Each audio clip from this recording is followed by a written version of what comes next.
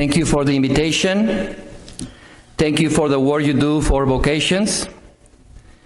And I love the word rally. It brings me the idea that we are gathered here today to inspire and motivate each other and depart this large gathering with enthusiasm.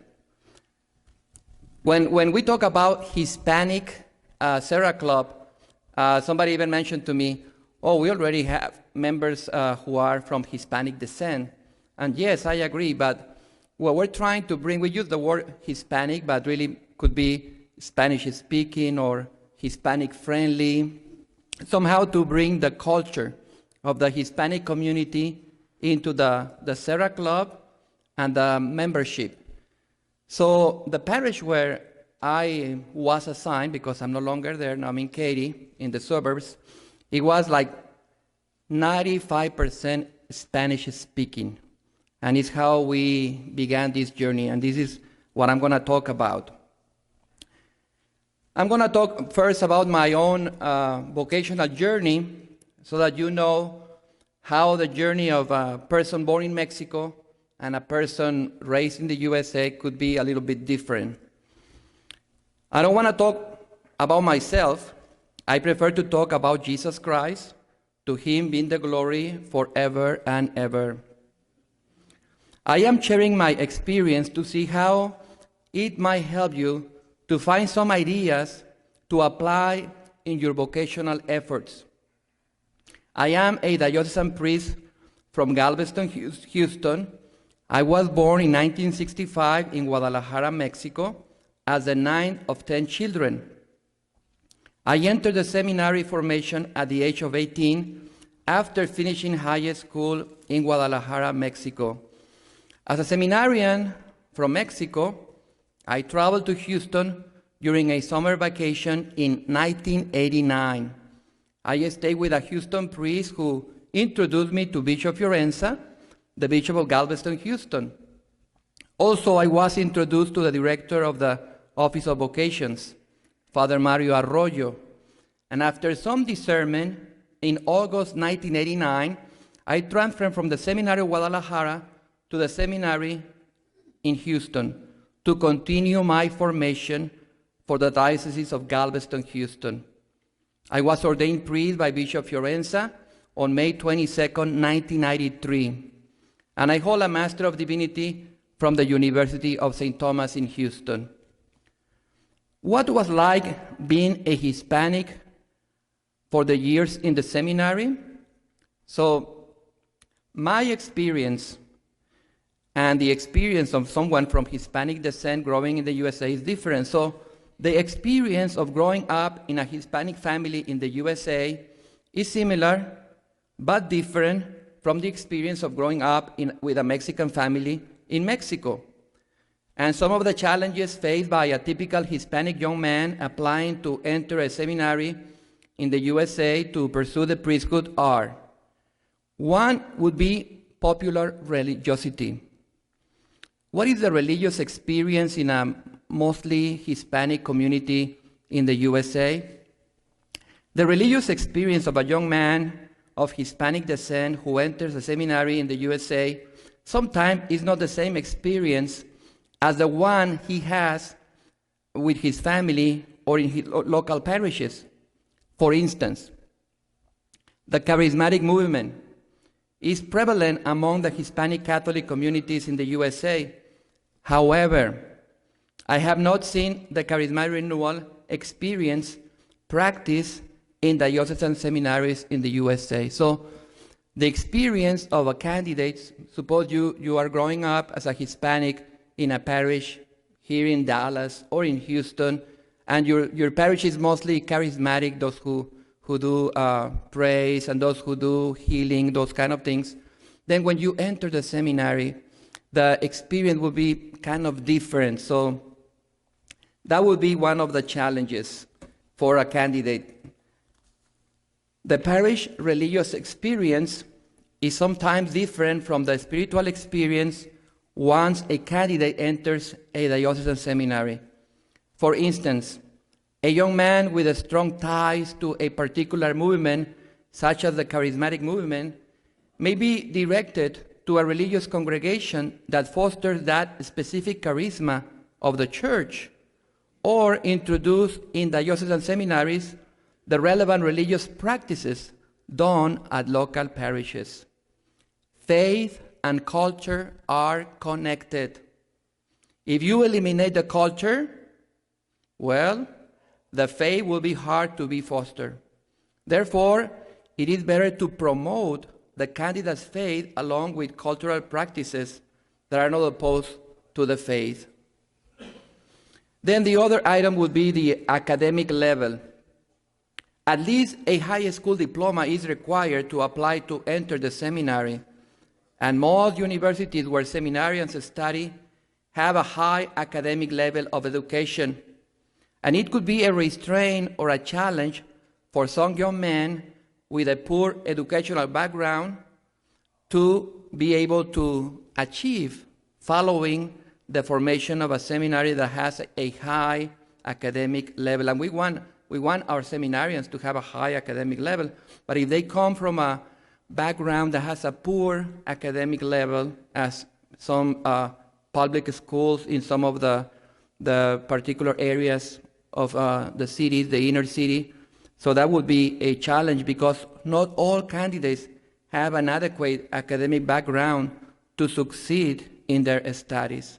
Like here, those who enter the seminary in Dallas, they go to the University of Dallas, which is a Catholic university, but it has a solid academic background as well. Another challenge is the legal status.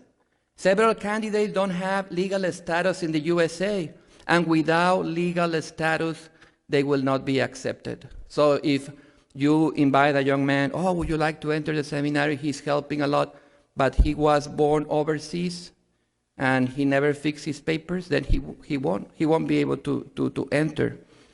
So the experience of growing up in Guadalajara, where family values are kept, extended families present, and traditions and religious practices are observed, could be more comparable to the experience of suburbia USA.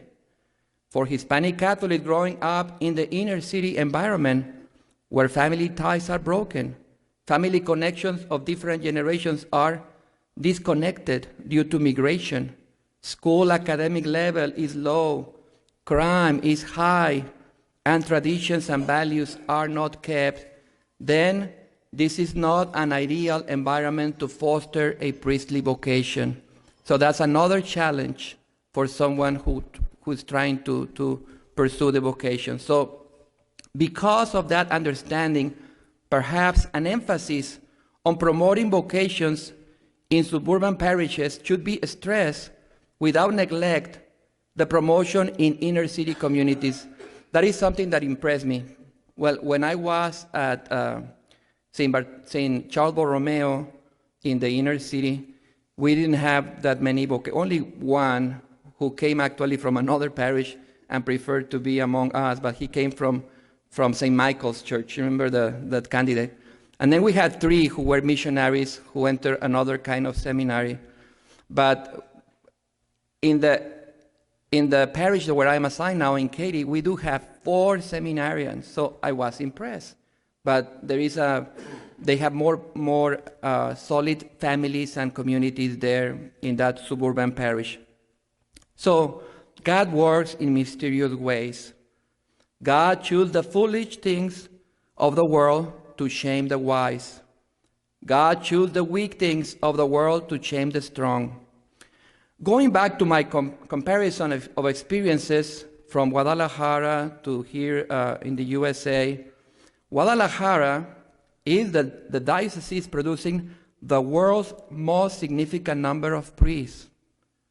The Seminary of Guadalajara plays a vital role in forming future priests in the country and many parts of the world. Last June, 70 priests were ordained. 70. And actually, they did it in 2 masses, the Vigil Mass for Pentecost and on the day. So they did 35 and 35. An event which was described as historic. To see the comparison in perspective, in Ireland, only one man was ordained in the whole country last year. So, and I'm talking about Guadalajara, only one diocese, not the whole country of Mexico. So, in Guadalajara, an average of 30 to 35 ordinations were registered in the last 5 years. The church is universal, and the candidate for the priestly ministry prepares to serve the universal church. The Archdiocese of Guadalajara is only a portion of the universal church. Therefore, when the seminarians go out to serve in parishes, they are serving the people of God. In Guadalajara, after the young man or adolescent feel the call to serve the Lord, the next step is to participate in a week-long pre-seminary. The pre-seminary is a vocational retreat for high school students. Compared to Houston, a pre-seminary retreat for high school boys is called Explore, and it only lasts for 48 hours. So it's 1 week compared to 48 hours. And you know the objective of the pre-seminary to discover the call to the priesthood. And going forward with the next, with number 6, what made me to charter a Serra club at St. Charles Borromeo? Well, I had contact with the Serra Club International as a seminarian in Guadalajara. When I was a seminarian in Mexico, one of the international conventions was held in Guadalajara. There was a Holy Mass and dinner where members of the Serra Club attended. Maybe back then I was 19 years old. And I had the opportunity to talk with the members of the Serra Club. And the members of the Serra Club witnessed a large number of vocations at the Diocesan Seminary in Guadalajara. In Houston, several times I ran into members of the Serra Club and mentioned to them the need to promote vocations to the priesthood among Hispanic Catholics. And then I was honored to meet Candice during a funeral on Friday, February the 18th, 2022. She mentioned to me that she was a member of the Serra Club. I then asked her if she would help me to charter a Hispanic Serra Club, and she said she would be very happy to help. Before her, I had asked other members of the Serra Club to help me charter a club or to promote vocations on my parish, but it never really happened. So I told her about the need to promote vocations to the priesthood among Hispanics, and especially among Spanish-speaking Catholics, among immigrants. And she saw the need and began to work on it. Candice prepared and mailed a letter for approval of a new Serra Hispanic Club to Cardinal DiNardo. His Eminence returned the letter approving the charter of the Serra Hispanic Club for Vocations of North Houston in a few weeks. We were very excited to receive the letter and the go-ahead. Even the Catholic newspaper, when they saw the letter from the Cardinal, they decided to write a story about this new club that was going to be open. There are many Hispanic members in several Serra clubs, but this one was established with several members who only speak Spanish. And Candice, she doesn't speak much Spanish, but she went to the parish. She even joined the WhatsApp group, and she knows what they're saying in the WhatsApp. But we began, and they were mentoring the group how to have the gatherings, all the little details that you know how to charter. I'm not going to teach you how to charter a Serra club, but I'm challenging you to think about other communities and to make it friendly to that community. I represent here somehow the Hispanic or the migrant or the Spanish-speaking community, but if you see that in your parish there are Vietnamese or Filipino or another particular culture, that would be the challenge. So the next point would be, how did you go about getting the Serra Hispanic Club of North Houston accomplished and choosing your board members? That is a big challenge because you have financial. I mean, you have to open a bank account and to have the board and all that, even to have the bishop come and establish the new charter club. So as the new Serra Club was forming, we had several issues to work through. Among them were the charter members and the memberships due. We were discussing how much is a good amount for this new group, and we were thinking, well, in the culture of Hispanic culture, I mean, those who have been in a Hispanic parish, usually we sell tamales for the Guadalupanas, or selling food is a kind of a tradition. So I said, well, maybe they are not used to clubs. I mean, it's kind of a... So we were concerned that the membership dues could become an obstacle for the faithful to join the club. So in the beginning, the membership dues were a concern. Comparing different cultures in the USA, traditional Catholic Hispanic organizations usually raise funds by selling food such as tamales or pupusas, but the membership dues were acceptable. We established a 100 membership fee, and so far it has been fine. The number of members has increased. We have more members than the ones needed to open the club. Currently, we have 50 members, and they have paid their dues. I mean, it's the first year. Hopefully, the next year they will. Also, the name of the club was unusual for a Catholic organization because club, I mean, even in Spanish, nightclub, health club, I mean, club in general was not kind of a apostolic name. So there was great interest and curiosity among the faithful from the very beginning. You know, what kind of club is this? So the faithful were impressed by the chartering letter from the cardinal authorizing the establishing of the new Serra Club. Even the newspaper, the Catholic newspaper, picked up the story and interviewed the members. We had to explain that Serra is not about trees or the forest, but about Saint Junipero Serra, the evangelizer of California and Mexico as well. He began in Mexico and then went up to California. We had to explain that it is not an exclusive club, but an apostolate. And the Diocesan Catholic newspaper published not one, but 2 stories about the Serra Club in English and Spanish.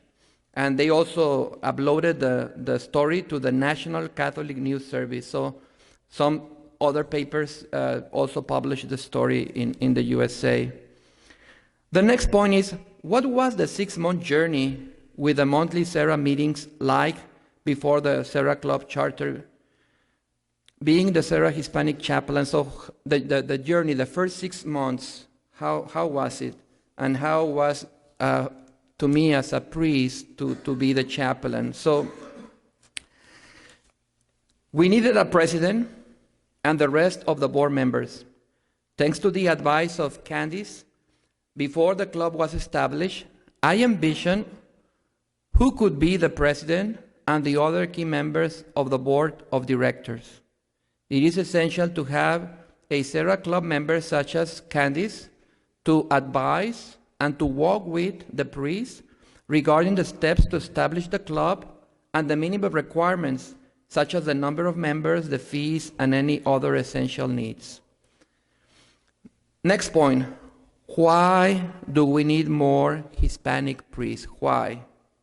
Hispanics as Hispanics are the most significant ethnic component of the Catholic Church nationwide. In 2020, according to national statistics, Hispanics accounted for 40% of all U.S. Catholics and a solid majority of school-age Catholics. So dealing with children, the number of children is even larger than the number of adults Catholics. So, and there are some statistics about the number of members in Catholic schools, and I would like just to mention a little bit a comparison.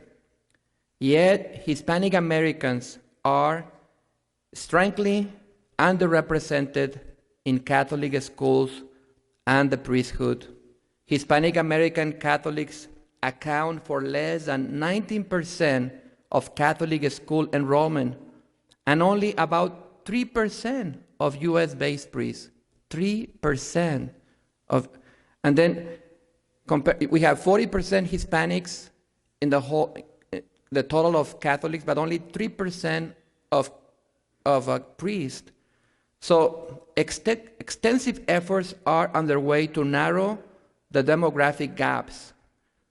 They have been highlighted in a nearly completed 4-year study by U.S. Catholic bishops seeking to strengthen the church engagement with Hispanics. Evidence of the change can now be seen each December when thousands of Hispanic Catholics dance and march to celebrate Our Lady of Guadalupe.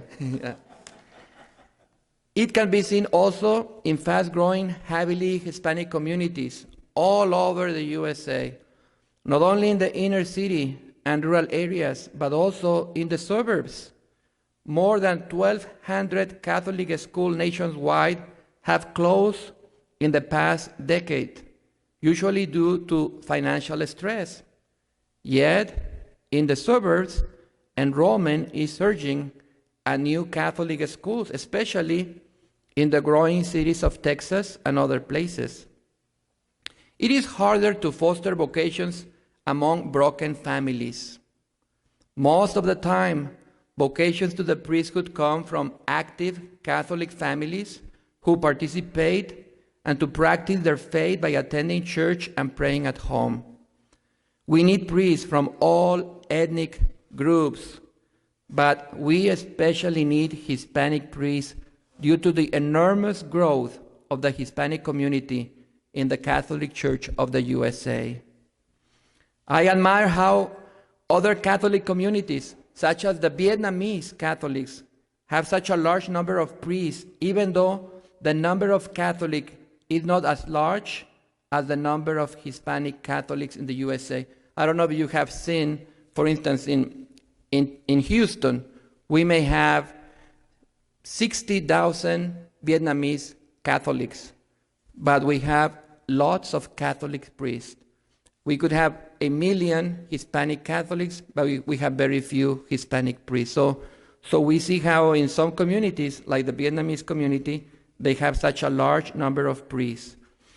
We have a lot to learn from the Vietnamese Catholic community about promoting vocations the way they do. It is a small Catholic community, but they have lots of priests. There are many programs that you are familiar with. They are shown by in the programs done by the Serra Club. I want to mention some of the programs that we have practiced and that have been effective. So the Altar Server Appreciation has been an excellent program. The Traveling Chalice, the Traveling Crucifix, it was done at St. Charles Borromeo in Houston, and is very good. We do the Traveling Crucifix as well in Katy, and it's very effective. Everybody loves seeing the family come up and receive the crucifix to pray for vocations during the week. Finally, the charter with the Auxiliary Bishop Italo on August 23rd, and its impact on the parishioners at St. Charles Borromeo and other impacts. This one is very important. I mean, having the Cardinal giving the authorization to establish, to charter the club. And then the next one, to have the bishop come to the parish and also officially chartering the new club, the presence of the auxiliary bishop to establish the new board of directors of the Serra club during a mass was very important. Seeing the bishop making a special visit to the parish to establish a new group emphasized the importance of the mission of this group. Young and old were positively impacted by seeing that the bishop himself came to establish this new organization in the parish. Pictures of the event were placed in the parish bulletin, and the diocesan newspaper also did a story on the event. Photos of the event were also posted on social media like Facebook, Instagram. Why did I want a Hispanic Serra club, and what did I do to accomplish this program? Well, the laity supporting the seminarians is very important. The financial support and also the support through prayer are remarkable. The Serra Club organizes many programs to promote vocations, that you're familiar with those programs. Some programs are more productive than others. It is constructive among Serra clubs to share which programs have been most effective or have produced more vocations. So the best practice, sharing best practice is essential. In my experience, organized visits to the seminary with young men are crucial. Organized visits to the seminary allow the candidates to know where they will be trained and make them lose the fear of not knowing where they will live, study, and pray as seminarians. Once you go to the seminary, you also meet the people in charge of the admission process, and you can establish some connection between the parents of the candidates and the candidates themselves. It is vital to meet the vocation director, to make an appointment and apply to enter the seminary. So I am emphasizing the practical things to do. I enjoy the talk we had about the mystery and the adventure of the call, but at the same time there are many practical things like visiting the seminary, knowing the name and the phone number of the Office of Vocation or the director of the Office of Vocation. In the parish where I am now in Katy, several meetings are done regularly for high school youth to invite them to meet and talk with the laity, with seminarians and priests about the priesthood. Maybe you're familiar with the Andrew Project or the Andrew Dinner. Yeah, these meetings are called the Andrew Dinner because Andrew invited his brother Simon to meet Jesus. That's the reason why it's called Andrew Dinner. Then the last point, we are in a crisis for more priests, especially Hispanic priests. Are we? Well, yes. Yes, we are. But there is great hope. The Catholic Hispanic population is growing faster than the number of priests. So it's a good problem in the sense that baptisms and migrants from other countries who are Catholic are coming, but we don't have priests to take care of them. If we don't care for them, they will lose the faith. So the church in the USA needs many more priests. If it were not for more than thousands of priests from other countries, the international priests serving in the USA, several parishes in the USA would be closed now. How many of you have a priest from India or from the Philippines or from Vietnam or Mexico? Like in my case, I'm from Mexico. In my parish in Katy, both of us are from Mexico, from Guadalajara, Father Ricardo and myself. I hope we always have many international priests serving in the Church of the USA. The international priests enrich the life of our local church and are beautiful reminders that we are part of a worldwide community of believers. As much as God has blessed the Catholic faithful of the USA, we should not depend on other parts of the world to supply priests for our parishes. We saw what happened with China. I mean, the chain of supply was cut during COVID. Hopefully the supply of priests won't be cut, but but imagine if we did not have international priests, how many parishes will be closed now, especially in rural Texas? I mean, where so many priests from all over the world. So I do not doubt that God calls a sufficient number of young men from our parishes in the USA to the priesthood. However, it is difficult in our culture for a young man to hear God's call and be generous to accept God's invitation to serve his people as a priest. Part of the problem is that adults sometimes ask young people the wrong questions. Call by Name is a great program. We ask them, what do you want to become? We should be asking them, what do you think God wants you to do with your life? Or ask them, what college do you want to attend? We should be asking them, how is your prayer life? There are some encouraging signs. More men are entering our seminaries. It is evident that to grow our presbyterate, we need more priests. It is impossible to grow the number of priests ordained. It is possible to grow the number of priests ordained in the USA. However, for this to happen, everyone in the church needs to pray for vocations to the priesthood and get involved as you are. In our parishes, and even more important, our families, we must encourage young men to consider a vocation to the priesthood. We must ask our young people the right question. How is your prayer life? What does God want you to do with your life? Finally, we must teach our young people how to pray and what to pray. Our Catholic young people praying in the presence of our Eucharistic Lord, we discover the secret of Jesus' unique love for them and find his mysterious, beautiful plan for their life.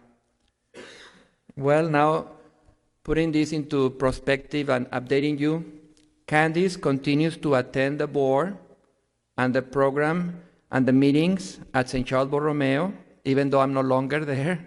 She continues to go there and help them. And she says that she will continue to mentor the club for at least a year. She knows the great need for more Hispanic priests, which is the purpose of the new club.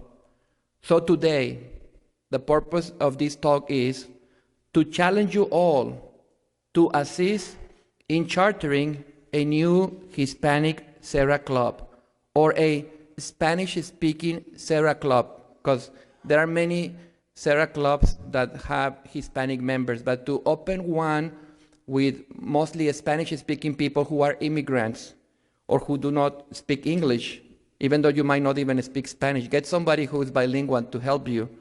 So that's the challenge. Charter a new Hispanic club. You'll be surprised. So maybe you're saying, in my own parish, I cannot increase the membership. Well, you'll be surprised. You go to another place and you will have 50 members right away. So charter a new Hispanic Serra club in a primarily Spanish-speaking parish near you, and keep up with the excellent work that you are doing. Again, thank you for the work you are doing. I would like to conclude with a prayer for priests. Let us stand and say a prayer. In the name of the Father, and of the Son, and of the Holy Spirit. Gracious and loving God, we thank you for the gift of our priests. Through them, we experience your presence in the sacraments. Help our priests to be strong in their vocation. Set their souls on fire with love for your people. Grant them the wisdom understanding, and strength they need to follow in the footsteps of Jesus. Inspire them with the vision of your kingdom. Give them the words they need to spread the gospel. Allow them to experience joy in their ministry. Help them to become instruments of your divine grace. We ask this through Jesus Christ, who lives and reigns. Amen. God bless you. Let's rally. Thank you for the vocational work that you're doing. Stay strong.